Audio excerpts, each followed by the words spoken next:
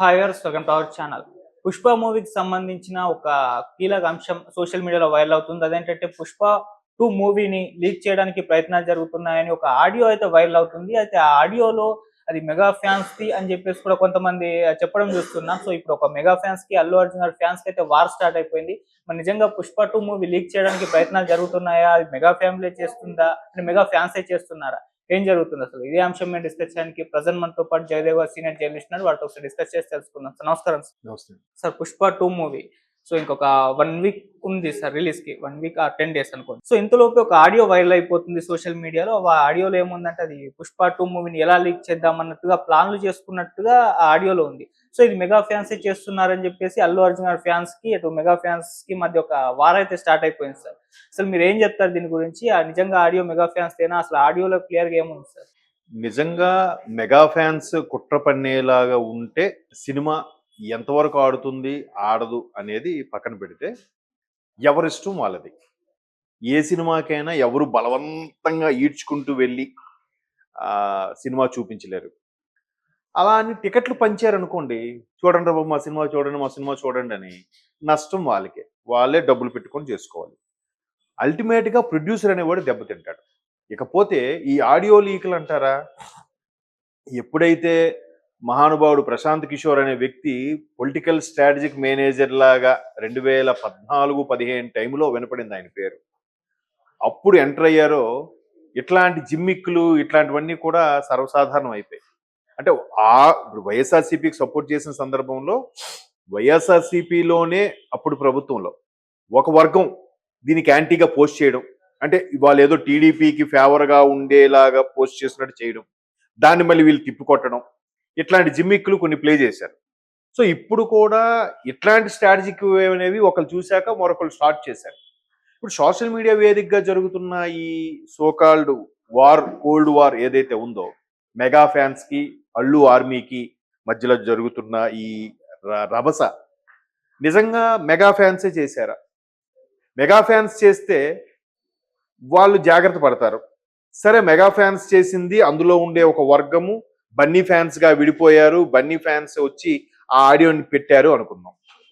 లేదు, బన్నీ ఫ్యాన్స్ ఇంకాస్త ముందుకి ఆలోచించి ఏం పీకలేరు అని చెన్నై ఈవెంట్లో ప్లకార్డులు పట్టుకొని ప్రదర్శించారుగా. ఏం పీకే లేరు, పీకే అనే పేరు బాగా ప్రొజెక్ట్ అయ్యేలాగా.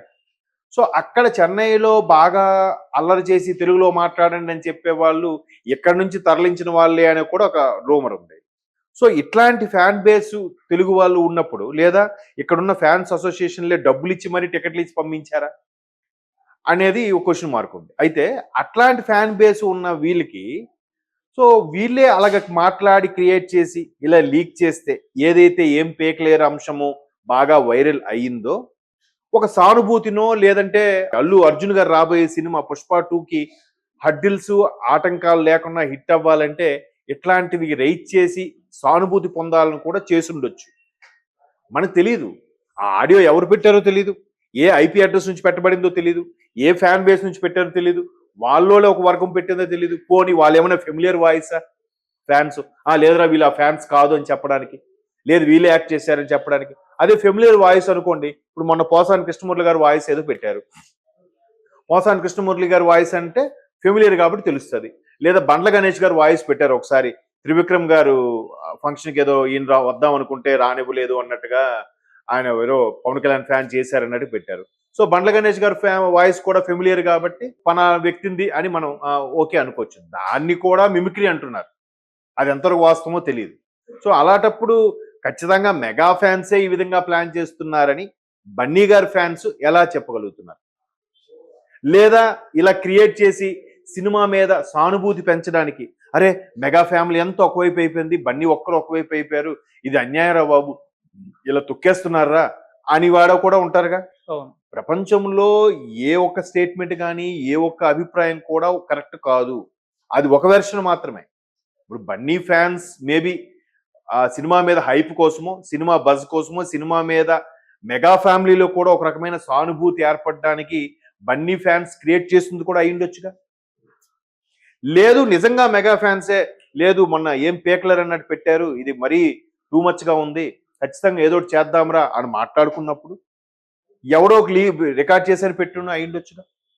లేదు, ఇద్దరు ఫ్యాన్స్ కి వారు జరుగుతున్నప్పుడు, అంటే బన్నీ గారి ఫ్యాన్స్ కి అక్కడ మెగా ఫ్యామిలీలో లేదా పవన్ కళ్యాణ్ గారి ఫ్యాన్ కి మధ్యలో ఫోన్లో వారు జరుగుతున్నప్పుడు దాన్ని వీళ్ళు ఈ విధంగా మార్చి క్రియేట్ చేసి పెట్టారా?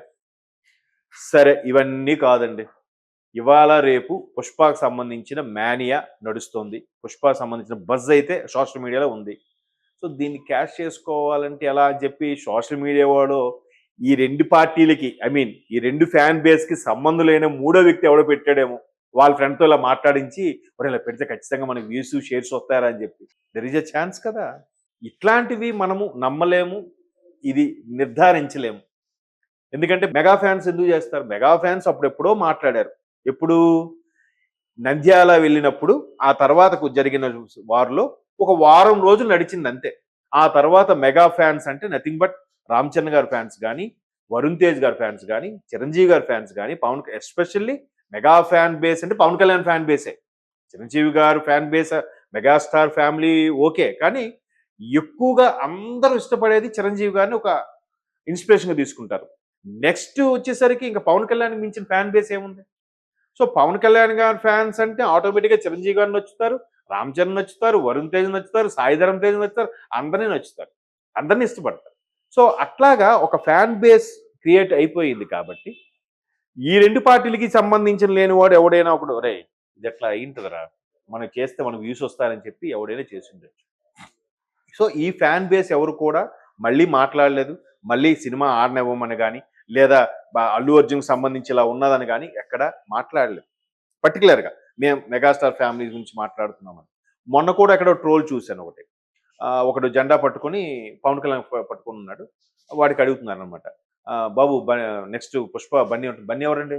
బన్నీ ఎవరు మాకు తెలియదండి, మాకు తెలిసిందంతా చిరంజీవి గారు, పవన్ కళ్యాణ్ గారు, రామ్ చరణ్ గారు అంతే అని మాట్లాడుతున్నారు. అంటే ఊరికే అక్కడ మాకు ప్లీజ్ దాని గురించి అడగొద్దు, అనవసరం మీరు కాంట్రవర్సీ చేయొద్దు అని చెప్పి అక్కడ నుంచి వెళ్ళిపోయాడు పవన్ కళ్యాణ్ గారు జెండా పట్టుకొని. సో అట్లా ఉన్నారు తప్ప మేము మెగాస్టార్ ఫ్యామిలీస్ అని చెప్పి చిరంజీవి గారు బొమ్మ పెట్టి, పవన్ కళ్యాణ్ బొమ్మ పెట్టి కావాలని బన్నీ గారిని దుయ్యి పట్టే సాహసం అయితే లైవ్లో కానీ వీడియో రికార్డింగ్ అని ఎవరు పెట్టలేదుగా. Only audio leaks. ఈ టెక్నిక్స్ అన్నీ కూడా ఇవాళ రేపు సోషల్ మీడియా వేదికగా క్యాష్ చేసుకోవడానికి చేసినవే తప్ప ఎవరి ప్రమేయము లేదు అనేది నా అభిప్రాయం, నా ప్రగాఢ విశ్వాసం కూడా అదే. ఇదంతా మధ్యలో ఉండేవాడు తగిలించి తమాషా చూసేవాడు పెట్టిందే, ఇది ఫైనల్. సార్ ఇప్పుడు పుష్ప 2 మూవీ రిలీజ్ కు సిద్ధంగా ఉంది కదా, మెగా ఫ్యాన్స్ నుంచి ఏ మేరకి సినిమాకి సపోర్ట్ ఉంటుంది, మీరేం చెప్తారు సార్? నేను కూడా మెగా ఫ్యాన్స్ అనుకుందాం. అంటే జనరల్ గా పవన్ కళ్యాణ్ గారు అంటే ఒక ఇష్టం. ఆబ్వియస్లీ అది ఫ్యాన్ అనుకోండి, ఇంకోని అనుకోండి. అలాగని పుష్ప చూడడం మానేలేదే. రేపు పొద్దు రిలీజ్ అయినా కూడా పుష్ప చూస్తాను.